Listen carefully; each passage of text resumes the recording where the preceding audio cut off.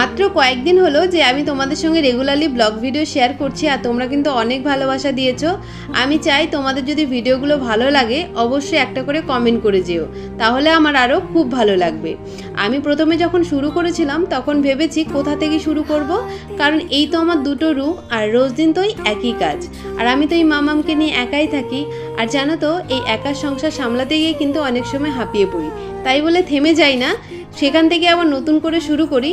তাই ভেবেছি যদি কোনোদিন ভিডিও বানাতে না পারি, মানে কি করব সেটা বুঝতে না পারি, সেখান থেকেই নতুন কিছু ভাবার চেষ্টা করব।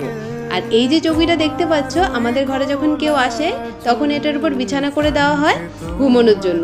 আর যেহেতু আমার রান্নাঘরে চিমনি নেই, একদমই ছোট রান্নাঘর, সেখান থেকে কিন্তু রান্নার গ্যাস বলো তেল বলে এসে বিছানাটা নোংরা হয়ে যায়।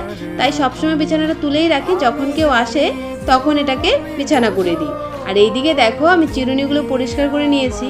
আমাদের ঘরে আমরা 3 জন মানুষ, 3টে চিরুনি আছে, মানে রেগুলার ইউজ করার জন্য, এছাড়াও তো এক্সট্রা থাকেই। আর আমি ভাবলাম শাখাগুলোকেও পরিষ্কার করে নিই, যত তুমি ডিজাইনের শাখা পড়বে তত কিন্তু বেশি নোংরা হয়ে যায়। এরপর দেখো আমি ব্রাশ করে স্নান করে এসেছি, আর এইদিকে আমাদের লাল বুড়ি দেখেছো ব্রাশ করতে চলে এসছে। আমি যখন বাথরুমে ছিলাম তখনই তো মাম্মাম ঘুম থেকে উঠে গেছে, তাই তাড়াহুড়ো করে স্নান সেরে আসতে হয়েছে।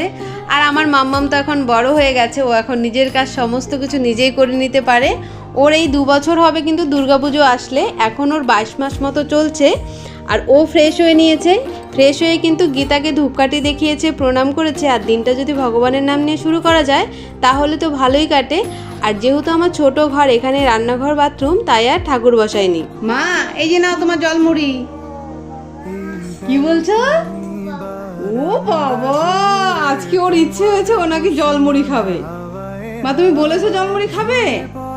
কিছু না, এখানে লবণ নেই, এখানে কিন্তু কোনো চিনিও নেই, তাই না মাম্মা? দেখো ও তো এখানে খাচ্ছে, তুমি খেতে থাকো, ঠিক আছে? আমি রান্নাঘরে ভাত বসাই। ঠিক আছে। এইদিকে চলে এসেছি রান্নাঘরে, আর রান্নাঘরে আসলেই তো একটা জিনিস মনে হয় যে কি রান্না করব। আজকে করছি মুগের ডাল মাছের মাথা দিয়ে, আর মাম্মামের জন্য একটু কাঁচা মুগের ডাল করেছি, মানে সেদ্ধ করে রেখেছি। আর ওই যে ওদিকে দেখো মাম্মাম বসে আছে, একটা পার্সেল এসছে, আমি কিন্তু পার্সেলটা নিয়ে এসেছি ঘরে। আর কোনো পার্সেল আসলে ও যে এত খুশি হয়, মানে কি আসলো দেখার জন্য প্রচণ্ড এক্সাইটেড থাকে। এদিকে ডালটা ভেজে আমি বসিয়ে দিয়েছি, ভাতও হয়ে গেছে। কি এসেছে তোমার? প্যান। ওয়াও, কেমন হবে মা প্যানগুলো? ভালো? দেখো 3টে প্যান, দেখি। ওয়াও, সুন্দর। দেখ আমি দেখি। কত পছন্দ হয়েছে? বাবা মুখ দেখে তো তোমরা বুঝতেই পারছো কতটা পছন্দ হয়েছে, তাই না? চলো টাটা, চলো ছাদে যাবে। এর আগের একটি ভিডিওতে তোমাদেরকে বলেছিলাম আমাদের ঘরে কিন্তু নতুন সদস্য আসতে চলেছে। সেই নতুন সদস্য কিন্তু এসে গেছে, মানে আমার দেওর হয়েছে, আমার একটি কাকি শাশুড়ির বাচ্চা হয়েছে। তো আমাদের তো ওই 15 দিন না 13 দিন মতো আতুর চলবে, যেটা হয় আর কি, পুজো টুজো দেওয়া যায় না। এর জন্যই দেখো আমি কিন্তু তুলসী গাছে জল দিইনি, দূরে বসেই প্রণামটা করেছিলাম। আর আমাকে দেখে তো মামাম প্রণাম করতে গেছে, যেই পাকায় বসেছে ওর তো পায়ে গরম লেগে গেছে।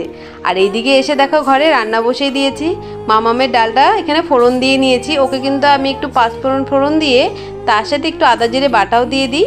আর এখানে ডিম ভেজে দিয়েছি যাতে সকালের খাওয়াটাও খেয়ে নিতে পারে।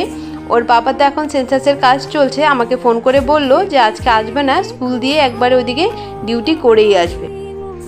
এইদিকে দেখো মাছের মাথাটা ভেজে আমাদের মুগের ডালটা কিন্তু ফোড়ন দিয়ে নেব। এখানে দেখো পাঁচফোড়ন দিয়েছি, তার সাথে দিয়েছে আদা জিরে বাটা। এবার মাছের মাথাটা দিয়ে এর মধ্যে কিন্তু ডালটা দিয়ে দিব। ওইদিকে তো মামামকে খেতে বসে দিয়ে এসেছি, এখন কিন্তু আমিও খেয়ে নেব। মামামকে এখন ছাদে স্নান করাতে নিয়ে এসেছি, এসে দেখো কলটাকে বুঝি কে ভেঙে দেখো পুরো ব্যান্ডেজ করে দিয়ে চলে গেছে। মনে হচ্ছে মাথা ফেটে গেছে, ব্যান্ডেজ করে দিয়েছে। আর মামাম তো এখানে কিছুতেই উঠবে না, আর এরকম করে জল পড়ছে। মা ঘরে চলো বাবা, এখানে স্নান করতে পারবে না তো, কি অবস্থা করেছে। ছাদের কলে স্নান করতেও এত মজা পায়, আর কি ঘরে যায়। এখানে দেখো ফোঁটা ফোঁটা জল পড়ছে, এই জল দিয়ে কিন্তু ওকে স্নান করাতে আমার 1 ঘন্টা লেগে গিয়েছিল। শ্যাম্পু করার পর তো আমি মহাজালায় পড়ে গিয়েছিলাম।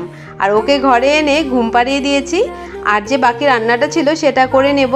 আর এই সয়াবিনগুলো জানো তো কয়েকদিন আগে রিলায়েন্সে গিয়েছিলাম, সেখান থেকে এনেছি। খুব ভালো পেয়েছি সয়াবিনগুলো। এর আগে যত ব্র্যান্ডের সয়াবিনই আমি খেয়েছি একটা সয়াবিনও কিন্তু আমার ভালো লাগেনি, মানে আমি ভালো খুঁজেই পাচ্ছিলাম না। এই মাসে ভালো পেয়েছি, এরপর থেকে এখান থেকে নিয়ে আসবো। আর ওর পাপা তো সয়াবিন খেতে একদমই পছন্দ করে না, আমি আর মাম্মাম তো ভীষণ পছন্দ করি। কিন্তু কি আর করা যাবে বলো, রোজ দিন রান্না আমার তো পুরো মাথায় বাড়ি পড়ে যায়। মানে রোজ দিন এসে ভাবো যে কি রান্না করব, তবু যদি হয় যে একটা তরকারি রান্না। আর দেখো সারাদিনে কাজ শেষ, এবার এই গৃহিণী একটু রেস্ট পাবে কি মনে হয়? একদমই না।